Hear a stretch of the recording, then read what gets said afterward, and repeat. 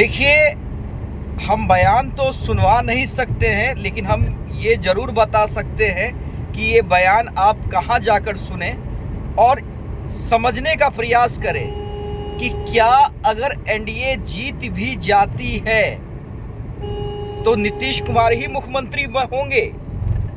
देखिए, आप इस लाइन के बाद ये सोच रहे होंगे, अरे क्यों नहीं होंगे। एनडीए के तमाम नेता तो ये कह रहे हैं ना कि नीतीश के नेतृत्व में ही हम 2025 का चुनाव लड़ रहे हैं, और जेडीयू तो ये बार बार कह रही है 25 से 30 फिर से नीतीश। तब मामला कहाँ फंस गया है। और अगर हम ये कह रहे हैं कि इस पर संशय है तो यकीन मानिए संशय ऐसा वैसा नहीं है। और ये सारी परिस्थिति और स्थिति हम तब कह रहे हैं जब हम ये भी कह रहे हैं कि अगर एनडीए की सरकार बन जाती है उसके बावजूद भी कि क्या वाकई नीतीश कुमार मुख्यमंत्री पद की शपथ लेंगे। अब देखिए हुआ क्या, क्यों हम ऐसा कह रहे हैं। अमित शाह, जी हाँ, देश के गृह मंत्री और देश के राजनीति के चाणक्य अमित शाह कल पटना में थे और अब वो बिहार कैंप ही कर जाएंगे, क्योंकि बिहार में चुनाव है और बिहार उन्हें हारना नहीं है। तो कल अमित शाह आज तक पे थे, अंजना ओम कश्यप के साथ इंटरव्यू कर रहे थे।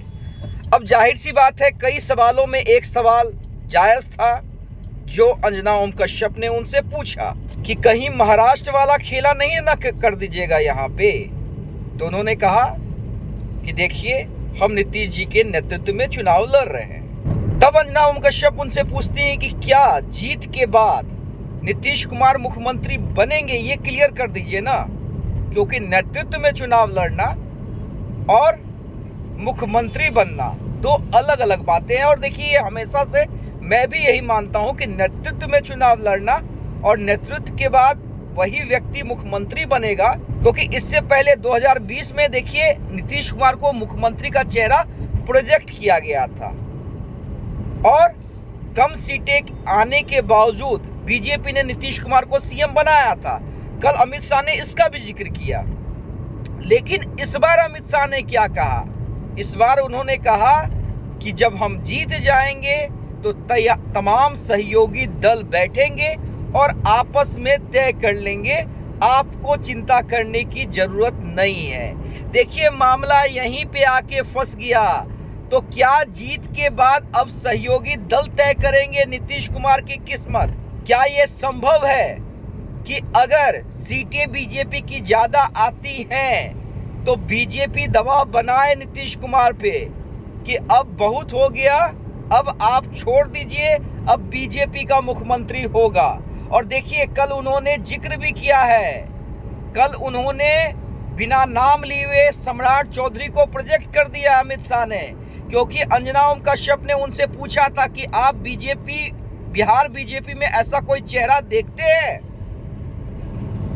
जिसका भविष्य आप बतौर सीएम देख रहे हैं, जो बिहार को चला सके। तो उन्होंने सीधे सीधे कहा, क्यों नहीं, हमारे उप मुख्यमंत्री हैं, हमारे उप मुख्यमंत्री अच्छा काम कर रहे हैं नीतीश जी के नेतृत्व में। जाहिर सी बात है, बिना नाम लिए हुए सम्राट चौधरी को अमित शाह ने फेस बना दिया है।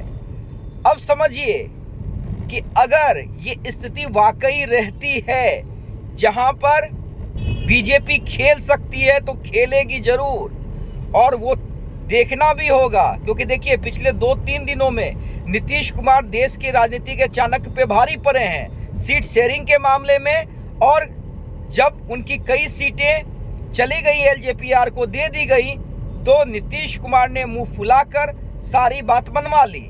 लेकिन क्या चुनाव के बाद जब ये टकराहट होगी, जब ये टकराव होगा, तो कौन जीतेगा, कौन हारेगा? देखिए, बड़ा इंटरेस्टिंग है। ये चुनाव जब से शुरू हुआ है तब से इंटरेस्टिंग होता जा रहा है। दोनों गठबंधनों में सब कुछ समान नहीं रहा है। दोनों गठबंधनों की ओर से किसी गठबंधन ने ज्वाइंट प्रेस कॉन्फ्रेंस नहीं किया है, और अगर एनडीए की सरकार बनती है तो उसके बाद भी मुख्यमंत्री के नाम पर मारामारी होना तय है।